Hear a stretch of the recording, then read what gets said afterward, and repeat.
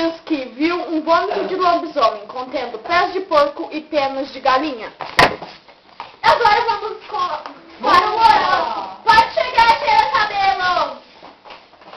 Para você, chifrudo, os astros revelam. Tome cuidado. Olhe para fora e veja. Sua mulher está pulando cerca.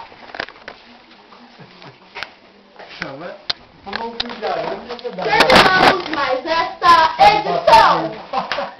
Tchau. Tchau.